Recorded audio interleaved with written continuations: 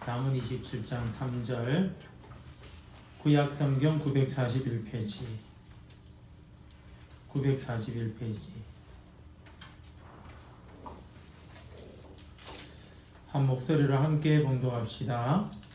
돌은 무겁고 모래도 가볍지 아니하거니와 미련한 자의 분노는 이 둘보다 무거우니라. 아멘. 인생을 황폐하게 만드는 것 두 가지가 있는데요. 하나는 분노이고 하나는 질투입니다. 근데 예수님도 분노하셨죠. 성전에서 돈 환전하는 장사치들 분노하셨죠. 그죠? 통합책에 저 명륜동에 성도가 10만 명 이상 출석한다는 교회, 그렇게 큰 교회는 전부 다 온라인 예배 드리는데 이 교회 저 원로 목사님이 오늘 제가 아침에 기독교 방송을 잠깐 보니까 다음 주는 부활주일이기 때문에 정상적으로 예배 드린다고 이야기했어요. 어떻게 예배 드리느냐? 나라에서 원하는 대로 앞뒤 2m씩 띄워가지고 손 씻고 마스크 쓰고, 예배당이 이제 뭐 큰 게 2개가 있다 보니까, 그리고 건물 빈 곳에 전부 다 앉으면은 2m씩 2m 떼보니까 2m씩 2m씩 떼어서 앉아보니까 한번 예배 드릴 때마다 4,000명 예배 드릴 수 있답니다. 그래서 5부 예배 드리자고 그렇게 광고를 하더라고요. 참다 못하고 이제는 강행 하는 것 같습니다.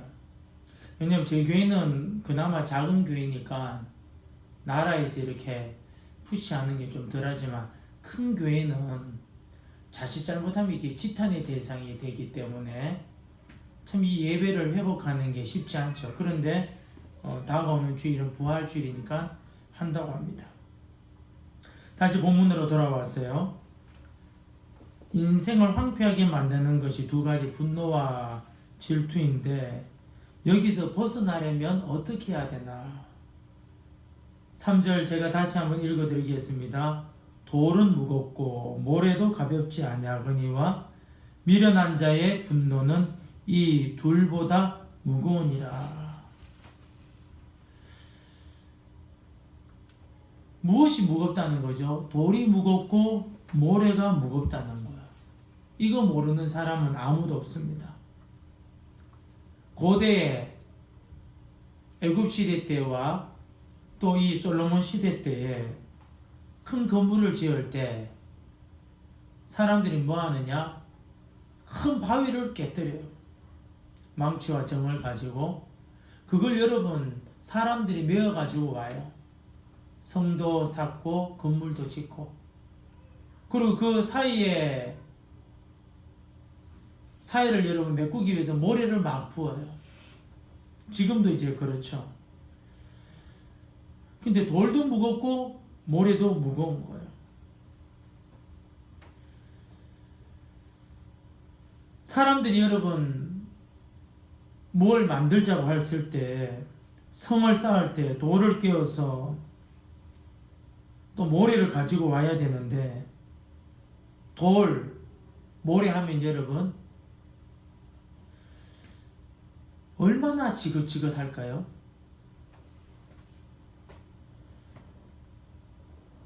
지금은 제가 그런 걸 잘 못 봤는데, 제가 어릴 때 여러분 건물을 하나 지으려면요, 노동자들이 질통을 메고 한 계단 한 계단 여러분 임시로 만드는 걸로 올라가는 거 많이 봤어요. 벽돌도 지고 모래도 지고. 근데 그들이 그래요. 노가다 하시는 분들이 그래요. 한여름에 그렇게 하면 입에 단내가 난다 그럽니다. 무지막지 무거워요. 돌과 모래 옮겨야 된다고 생각하면 아이고, 입에서 그냥 아이고 하고 나온답니다. 다 아는 이야기예요. 그죠? 그런데 왜 지금 지왕 솔로몬 편집한 히스기야가 왜 이걸 이야기하느냐? 미련한 자의 분노는 이 돌보다도 이 모래보다도 더 무겁다는 거예요. 우리 주변에 미련한 사람, 하나님 경외하지 않고 중심이 하나님이 아니고 중심이 하나님이 아니라 본인이 중심인 사람이 분노하는 사람, 이 분노는 이 모래보다도 이 바위보다도 더 무겁다는 거예요. 이 돌과 여러분 이 무게가 이 모래가 인생을 고달프게 하는 것인데 분노라는 것은 우리를 훨씬 더 여러분 우리를 고달프게 만든다라고 이야기합니다. 그런데 지휘왕 솔로몬은 이 분노보다도 또 더 무거운 것이 있다고 그래요. 4절 한번 읽어볼까요? 4절 시작. 부는 잔인하고 노는 창수 같거니와 투기 앞에야 누가 서리요. 부는 잔인하고 노는 창수 같거니와 투기 앞에야 누가 서리요.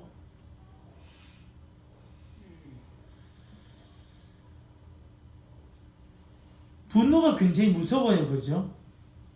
잔인하다 그래요. 창수 같다 그래요. 홍수가 막 터지듯이. 그런데 이 분노보다도 더 무서운 것이 있는데 그게 뭐냐? 투기, 질투라고 이야기합니다. 더 무겁다는 거. 지금 여러분 코로나19로 인해 가지고 우리 그죠? 많은 사람들이 무거워. 그 예배 드릴 때도 영혼에 짓눌려 가지고 이 잠자는 영혼들이 많아요. 잠자는 영혼들. 막 눌리는 거죠. 세상에 여러분 코로나19도 여러분 우리를 눌리게 하는데 이거보다 더 무겁게 눌리게 하는 것이 그것이 뭐냐? 분노와 투기라는 거예요. 분노와 투기는 세상에 이런 것들보다도 우리를 더 힘들게 한다라고 이야기합니다. 그럼 왜 여러분이 분노하고 투기하느냐? 경쟁의식, 비교의식 때문에 그렇습니다. 우리가 너무나 잘 아는 이야기죠. 사람들이 여러분 배고픈 것은 참아도 배 아픈 것은 참지 못한다. 우리나라 사람들 보고 하는 말 아닙니까? 분노와 질투의 원인이 뭐냐? 비교의식이라는 거예요. 이 두 가지가 인간을 끝까지 괴롭힌다는 거예요. 여기서 벗어나야 된다는 거예요. 어떻게 벗어날 수 있느냐? 지난주는 자기 자랑하지 말라고 이야기했습니다. 그런데 분노와 여러분 이 질투도 벗어나는 방법이 뭐냐? 하나님 자랑하면 이것을 여러분 이겨낼 수가 있는 것입니다. 여러분 이스라엘의 초대왕 사울 다윗을 미워했죠. 왜 미워했죠?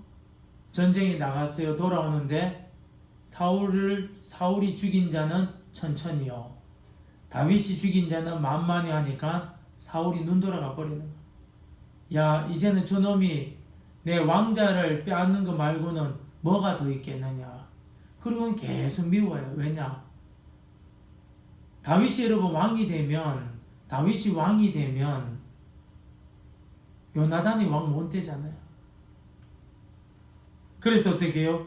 시기하고 질투했어요.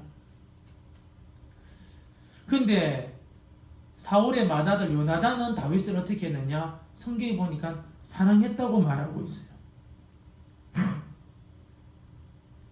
어떻게 그것이 가능한가? 요나단은요, 다윗을 향한 하나님의 계획을 인정한 거예요. 그러니까 사울은 내 자식 요나단이 왕이 되어야 된다고 하지만 요나단은 뭐냐? 하나님이 다윗을 위한 계획이 있음을 인정한 거예요. 믿었던 거예요. 어떻게 그럴 수가 있었느냐? 요나단은 하나님을 경외했기 때문에 그런 거예요. 여러분, 팔은 안으로 굽잖아요. 팔이 안으로 굽어가지고 여러분, 그거 여러분 하다가 보니까는 가정에도 갈등이 있고, 직장에도 갈등이 있고, 심지어 교회도 갈등이 있잖아요. 요나단은 안 그랬다는 거예요. 아버지는 여러분 그랬는데 요나단은 왜 그랬느냐? 하나님을 경외한 사람이어서 하나님이 다윗을 향한 그 계획을 알았고 인정한 거예요. 그래서 어떻게 해요? 사랑했어요. 그래서요, 진노와 시기와 분노와 질투에서 자유하게 된 거예요. 다시 말하면 하나님 앞에서 각자의 길이 있는 걸 인정한 거예요. 너는 하나님이 너를 향한 길이 있고 나를 향한 길이 있다. 비교하지 않고 인정한 거예요. 지혜로운 사람, 하나님 경외한 사람이에요. 이렇게 되려면 사울처럼 분노하지 않고, 사울처럼 여러분 분노하고 질투하는 그 아버지에 비해서 요나단처럼 질투하고 시기하지 않으려면 하나님의 계획을 인정하고, 또 이것을 위해서 하나님을 경외하려면 우리는 무엇을 해야 되느냐? 분노와 질투에서 벗어나려면 어떻게 해야 되느냐? 5절 말씀입니다. 한번 읽도록 합시다. 시작. 면책은 숨은 사랑보다 나으니라. 면책은 숨은 사랑보다 나으니라. 무슨 말이냐? 우리가 시기나 질투, 분노 여기에 빠지지 않으려면 하나님 경외해야 되는데, 이렇게 되려면은 뭐 해야 되느냐? 말씀으로 돌아가야 되는 거예요. 면책은 숨은 사랑보다 나으니라. 여러분, 하나님의 말씀은요, 일단 귀에 들리면요 마음이 아플 때가 많아요. 일단 귀에 들리면 마음이 아플 때가 많아요. 오늘 성경의 말씀처럼 면책이죠. 면책이 뭐냐? 면전에서 책망한다는 말입니다. 대놓고 지적한다는 거. 하나님의 말씀이. 그런데 이게 뭐죠? 숨은 사랑보다 낫다라고 이야기합니다. 사랑한다고 말하지만 바른 말 하지 않는 사람이요 태반이에요. 근데 성경은 뭐냐? 진정한 사랑에는 진정한 충고가 있다라고 이야기합니다. 우리 6절 한번 읽어볼까요? 6절 말씀 시작. 친구의 아픈 책망은 충직으로 말미암은 것이나 원수의 잦은 입맞춤은 거짓에서 난 것이니라. 친구의 아픈 책망은 충직으로 말미암은 것이나 원수의 잦은 입맞춤은 거짓에서 난 것이니라. 이 무슨 말이냐? 충이라는 게 뭡니까? 가운데 중자에다가 그 마음심 아닙니까? 그죠? 좌로나 우로나 치우치지 않는 것이 충이에요. 충성, 충자. 친구의 충성된 공부는 어떤 거냐? 하나님이 중심이 되어가지고 말하는 거예요. 친구의 아픈 책망은 충직으로 말미암은 것이나 원수의 잦은 입맞춤은 거짓에서 난 것이니라. 우리에게 진정한 친구처럼 이야기하는 것이 뭐냐? 여러분, 성도에게 진정한 친구가 뭐냐면 하나님의 말씀인 줄로 믿습니다. 하나님의 말씀이에요. 하나님의 말씀은요 절대로 비껴가지 않아요. 우리 죄를 지적해요. 우리 숨긴 죄를 지적해요. 그래서 어떻게 면책 같아요. 마음 아파요. 괴로워요. 말씀 앞에서 내 모든 게 다 드러나요. 그 왜 하나님 말씀 우리를 아프게 하시느냐? 친구처럼 왔다가 그 문제를 해결해 주려고. 그러려면 어떻게 해야 되느냐? 들어야 되느냐? 들어야 되느냐? 어떻게 들어야 되느냐? 7절 말씀 시작. 배부른 자는 꿀이라도 싫어하고 줄인 자에게는 쓴 것이라도 다니라. 아멘. 무슨 말이냐? 여러분, 우리 뷔페 가서 잔뜩 먹었어요. 근데 집에 오니까 내가 너무 좋아하는 뭐 갈비찜도 있고 막 통닭도 있고 피자도 있는데 그게 여러분 눈에 들어옵니까? 안 들어와요. 절대로 안 들어와요. 근데 배가 너무너무 고프면은 밥 한 공기, 김치 하나만 있어도요, 밥맛이요, 꿀맛이요, 꿀맛. 무슨 말이냐? 하나님의 말씀이 이와 같다는, 하나님의 말씀이. 하나님의 말씀이 영혼이 갈급한 사람들은 하나님의 말씀 쓴맛, 단맛 구분하지 않고 모든 것이 뭐죠? 단맛으로 느껴지는데, 영혼이 세상 것으로 뭐가 부유하면은 아이고 이거는 짜네, 이거는 맵네, 이거는 싱겁네. 설교 한 편을 가지고요, 오만 소리 다 하는 거, 오만 소리. 왜냐? 세상으로 가득 차서 그 이야기하는 거예요. 배부른 자는 꿀이라도 싫어하고 줄인 자에게는 쓴 것이라도 다니라. 영혼의 갈급함이 있는 사람은 면책도 아멘 아멘. 주님이 또 사랑한다고 해도 아멘 아멘. 모든 게 단맛으로 들리지만, 근데 영혼이 여러분 세상 거로 가득한 사람은요, 하나님 말씀 들을 때 이거는 달다, 이거는 맵다, 이거는 밋밋하다, 하나도 들어오지 않는다. 지금 여러분, 저와 여러분의 상태는 어떤 것입니까? 우린 여러분 이렇게 되지 않기를 진심으로 축복합니다. 하나님 말씀 어떻게 드려야 되느냐? 갈급한 마음으로. 그래야 말씀이 잘 들린다는 거예요. 밤에 영혼이 세상적인 과식을 하면 하나님 말씀이 하나도 안 들려요. 하나님 말씀이 저 멀리 시답지 않게 들리는 거예요. 제가 옛날에 어느 목사님 설교를 듣다가 거기 나오는 간증이에요.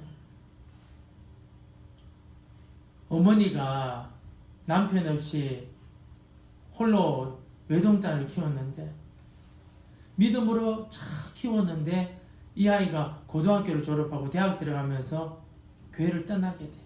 그래도 어머니는 기도하고 또 기도하고, 그리고 딸에게 야, 너 교회를 너무 멀리 하면 안 된다. 교회를 나가야지. 계속 권면하다가 어느 순간에 이 딸이 어머니 말이 기억이 나고 또 자기 좀 삶이 좀 공고해져서 교회에 나갔다 그래. 그런데 이 딸이 한 주 다니고 두 주 다니고 세 주 다니고 한 달 다니다가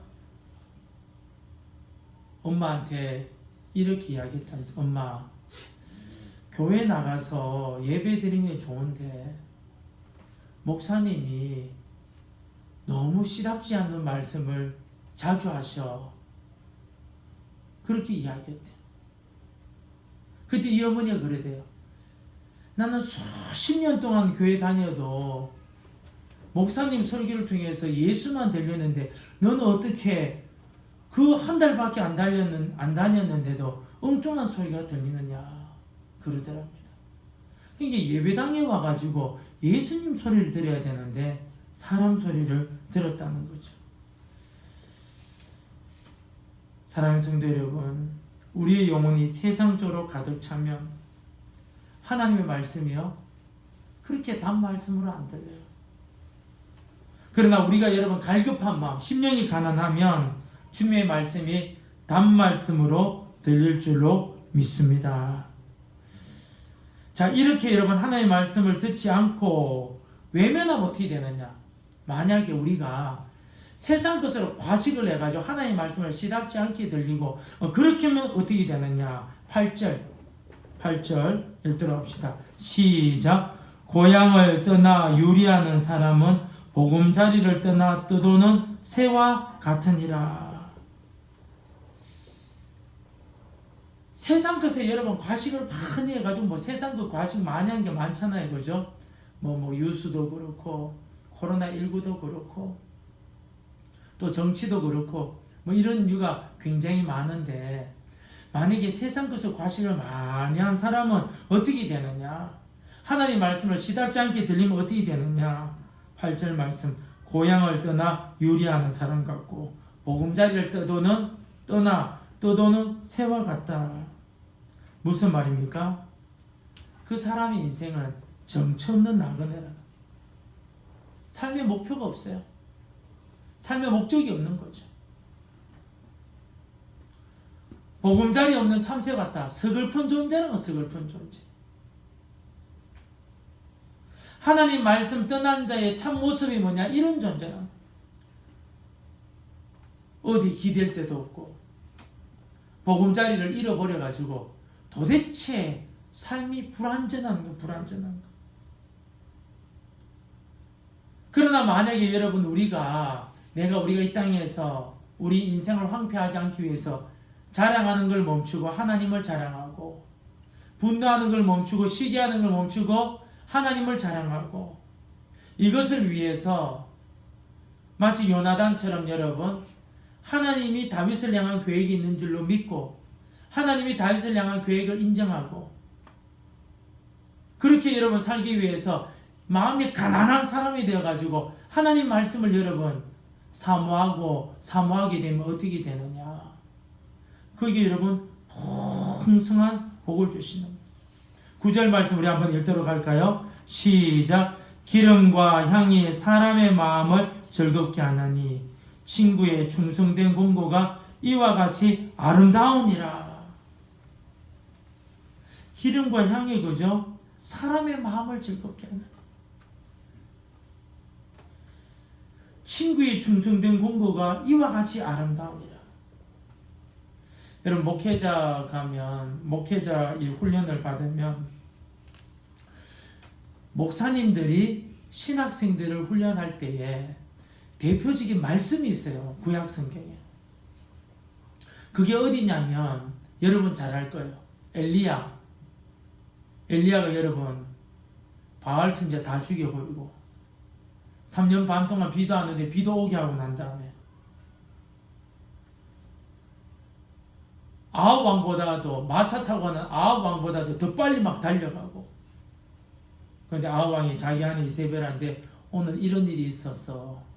바알 선지자 450명 죽었어. 비 내렸어. 엘리야가 내 마차보다 더 빨리 달려. 이세벨이 자기 사신한테 편지를 보내요. 내일 이맘때에 너도 바알 선지자처럼 비참하게 죽을 것이다. 이 말 듣고 엘리야 뭐해서 도망가 버려요. 왜 도망갔을까요? 그걸 우리가 알아야 돼. 왜 도망갔느냐? 여러분 하늘에서 불이 내려가지고 번제물에 홀라당 타고 3년 반 동안 여러분 비 안 오는데 비가 여러분 내리고 능력이 나타난 거예요. 마차보다도 더 빨리 달리고. 그런데 문제가 뭡니까? 아합도 안 변하고 이세벨도 안 변하고 북이스라엘도 하나도 안 변하고 하나도. 예배 그렇게 드렸는데 성도들 하나도 안 변하는 거야. 그래가지고 엘리야가 실족해가지고 가는 거예요. 하나님이 까마귀 보내가지고 고기도 주고 뜻도 주고 사렙다 가부 집에 가니까 또 잘 먹고 또 잘 살기도 좀 해주셨죠. 그런데 여러분 어쨌든 여러분 이런 일 가운데에 하나님을 만나는데 어떤 현상을 보여주냐? 지진이 막 일어나요. 그런데 그곳에도 하나님이 없고, 불이 막 떨어지는데 그곳에 하나님이 없고, 태풍이 부는데 하나님이 없고, 세미한 소리가 딱 들리는 거야. 그러면서 너는 하사엘에게 기름을 부어서 아람 나라 왕으로 삼고, 너 뒤를 이어서 엘리사에게 기름을 붓고 사명을 잔뜩 줘요. 이게 뭘 이야기하는 거냐? 믿음 생활한다고 해가지고 하나님 생활한다고 해가지고 막 사람들이 막 변화되고 이러면 좋은데 그런 게 여러분 극히 드물잖아요. 극히 드물. 근데 너는 뭐 해야 되느냐? 변하고 안 변하고는 그것은 이제 주님께 내어 맡기고 내가 너에게 준 것에 대해서 충성을 다해라. 여러분, 불이 떨어지고 3년 반 동안 여러분 비가 오고 아왕이 타는 여러분 마차보다 더 빨리 달려버리고, 아니 여러분 바알 선자 450명 죽여버리고, 그 정도 되면 여러분 이스라엘의 여러분 북이스라엘의 장로들 좀 변화되고, 아합의 신하들 여러분 좀 변화되고 그래야 되지 않습니까? 그죠? 그런데 여러분 똑같은 거, 코로나19 되면 벌벌벌 떨고 돈 없으면 막 죽겠다고 하고, 심지어 뭐요? 이세벨은 엘리야 너 내일 죽을 줄 알아 그랬을 때, 야 해도 안 되네. 해도 안 되네. 그때 하나님 뭐라 그런 거죠? 결과는 내한테 맡겨라. 너는 내 일을 감당하라. 그래서 말씀을 주시는 거예요. 9절에 기름과 향이 사람의 마음을 즐겁게 하나니 친구의 충성된 공도가 이와 같이 아름다우니라. 하나님의 말씀, 하나님의 충성된 공고가요 이와 같이 아름다우니라. 10절 말씀 읽도록 합시다. 시작. 내 친구와 내 아비의 친구를 버리지 말며 내 환난 날에 형제의 집에 들어가지 말지어다. 가까운 이웃이 먼 형제보다 나으니라. 이 10절 말씀은 좀 이중 계시가 있다고 생각하고요. 문자적으로 가까이 있는 내 친구, 너 아비의 친구 버리지 마라. 환난 날에 형제의 집에 들어가지 마라. 가까운 이웃이 먼 형제보다 낫다. 이런 말씀이 있고, 또 다른 이제 말씀은 뭐냐면, 여기서 말하는 친구, 아비의 친구라는 것이 뭐냐면 하나님의 말씀이라는. 내가 지금 어떤 형편에 있어도 말씀 따라 움직여야 되지. 말씀 따라 움직여야지. 세상에 뭐 이렇게 막 세상에 막 이렇게 움직이는 대로 움직이지 말라는. 가까이 있는 말씀이 너한테 힘이 되는 거지. 뭐 저 사람한테 가면 뭐 잘 된다 그런 거 생각하지 말라는 거. 도리어 피해만 준다. 결론을 맺도록 하겠습니다. 우리에게는 자기 자랑에 대한 욕망이 많죠. 그런데 성경은 내일 일을 자랑하지 말라. 하나님을 자랑하라고 이야기합니다. 분노와 질투 무게가 얼마나 대단하냐. 돌보다도 모래보다도 우리 인생을 고달프게 하니까 이거 이겨내는 방법도 주님 자랑하는 것인데, 그렇게 하려면 하나님 경외해야 되는데 그 방법이 뭐냐? 하나님의 말씀을 가까이 하라. 그 말씀이 면책 바로 앞에서 책망하는 부끄러운 일이지만 실은 진짜 사랑해서 하는 말이다. 그리고 그것을 따르면 아름다운, 정말 냄새 좋은 향기와 같고 아름다운 인생이 펼쳐질 것이다 라고 이야기합니다. 그리고 이 세상 그 어떤 것보다도 하나님 말씀 따라가는 것이 너도 살고 이웃도 사는 방법이라고 우리에게 결론적으로 말합니다. 여러분, 아무쪼록 자기 자랑, 질투, 분노에서 이겨내기를 진심으로 축복합니다. 그 방법이 뭡니까? 하나님 말씀. 마치 요나단이 다윗을 향한 하나님 계획이 있음을 알고 인정했기 때문에 그 아버지 사울처럼 시기를 취하지 않았는 것. 도리어 여러분 사랑했다는 것.